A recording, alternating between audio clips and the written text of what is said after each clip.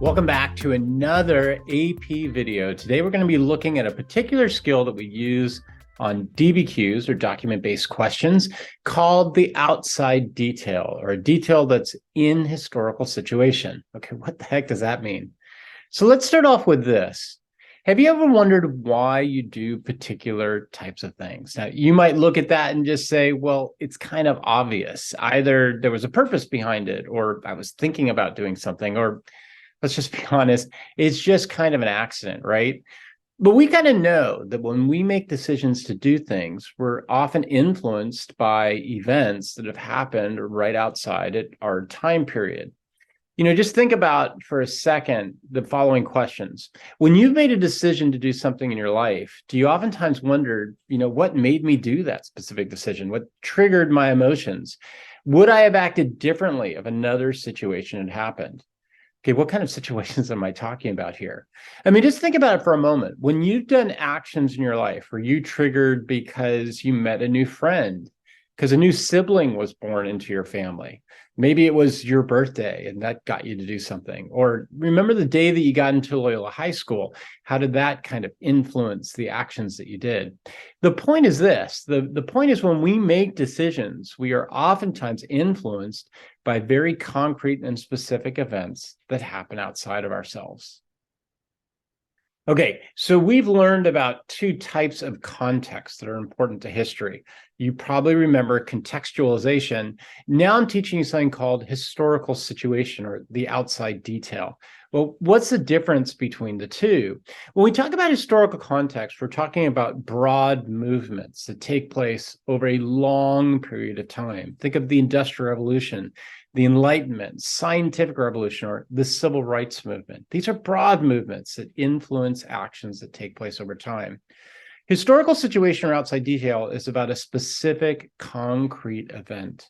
It's about something that happened at the time period that really influenced people's decisions. Some examples. 9/11 would be a good example, or COVID, what we just went through, or Russia's invasion of the Ukraine. Okay, so as usual, being the nerd that I am, I've got to get back to Star Wars, right? When we think about Star Wars, we can see both historical context and historical situation happening. Historical context, we talked about this before. When people went in 1976 to see that first movie, they got historical context, meaning they got that scroll that came down, that crawl, that talked about all the big events that had happened over a long period of time that lead into the movie. But we can also see historical situation. Think of the movie that everybody was looking forward to seeing back during the early 2000s, that third movie, The Revenge of the Sith. How does Anakin Skywalker actually become Darth Vader? I know, spoilers, right? Well, we kind of know what happens, right? Anakin Skywalker is scared that his wife, Padme, is going to die in childbirth. And that leads him into defending the dark side, defending Emperor Palpatine so that he can save Padme. It's that specific event, his dream about Padme dying in childbirth, that gets him to act the way that he did, that eventually leads him to becoming Darth Vader. That's historical situation. So how do we do this when it comes to the essay? Where do you place something like this? Remember that contextualization goes in your introduction. 3 big issues, long period tells us what's going on. Historical situation, though, is going to be a specific event. So that specific event, you want to frame the documents that you are going to analyze in your DBQ. Where do you put that? Well, you can put it right before the document, or you can put it right after the document.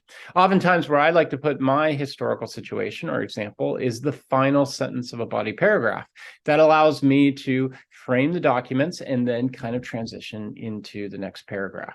Okay, let's do some examples. Okay, let's take a look at AP World History and how you would use historical situation for analysis of a document. Imagine you have a document from a merchant on the Silk Roads discussing the transfer of different ideas and goods. What would a historical situation look like? The Mongols conquered numerous civilizations in the Middle East and reopened the Silk Road, securing it with their militaries. Okay, there's your concrete outside detail or historical situation. This prompted merchants to discuss new ideas because there's the beginning of your document. Note how the historical situation explains the context and transitions into a cause-effect relationship with the document. Okay, so what are our takeaways as we leave on this issue of historical situation or outside detail?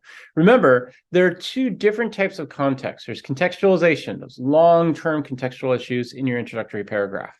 Historical situation is a specific event that influenced a document. Second big takeaway that I want you to think about.